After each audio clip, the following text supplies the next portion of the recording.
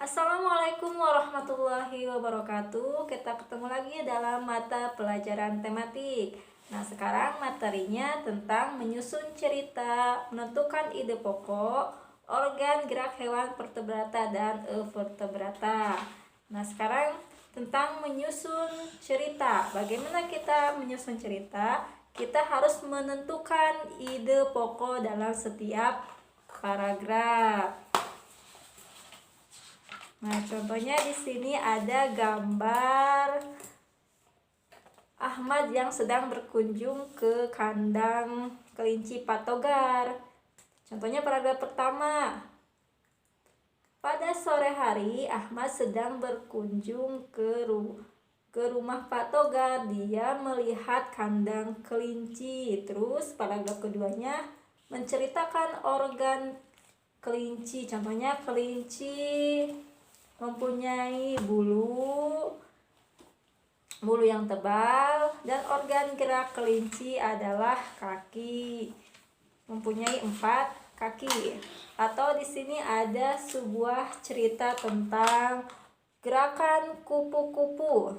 Nah, sebelum kita menentukan cerita, kita harus tahu paragraf ide pokok untuk paragraf-paragrafnya. Contohnya di sini untuk paragraf pertama. Kupu-kupu merupakan hewan yang lucu.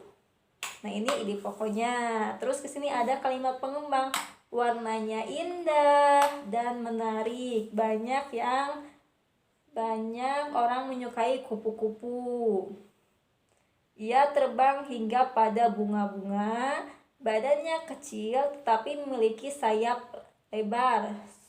Sukakah kalian pada kupu-kupu? Nah, itu contoh satu paragraf. Jadi kalau ingin menyusun cerita itu harus menentukan ide pokoknya dulu pada setiap paragraf. Contohnya kupu-kupu. Ini menceritakan contoh paragraf pertama, kupu-kupu hewan yang lucu. Yang kedua, kupu-kupu termasuk serangga. Nanti dijelaskan serangga itu kupu-kupu itu serangga. Terus memiliki organ apa saja. Nah, terus di sini ke paragraf ketiga, kupu-kupu memiliki 4 sayap indah yang bisa terlihat berwarna-warni. Contohnya ada warna kuning, hijau, dan lain-lain.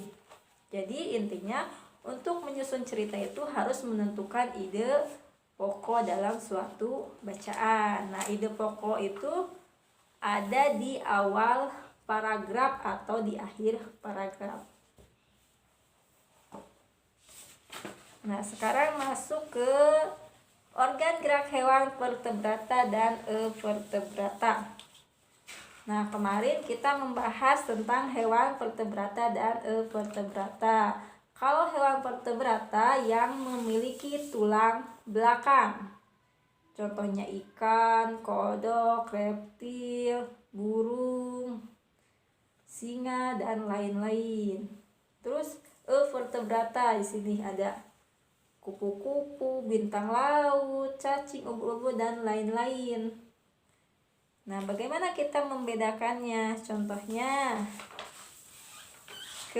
pada kelinci dan siput pada pelajaran kemarin. Contohnya kita bisa membandingkannya. Contohnya kalau kelinci mempunyai bulu yang tebal, mempunyai 4 kaki. Kalau siput kakinya berbentuk pipih dan lebar. Ini siput memiliki cangkang untuk berlindung. Kalau kelinci mempunyai tulang belakang. Itu contoh membandingkan antara siput dan kelinci. Kalau kelinci ini memiliki tulang belakang, kalau siput tidak memiliki tulang belakang. Nah, begitu juga dengan hewan vertebrata dan vertebrata lainnya. Nah, nanti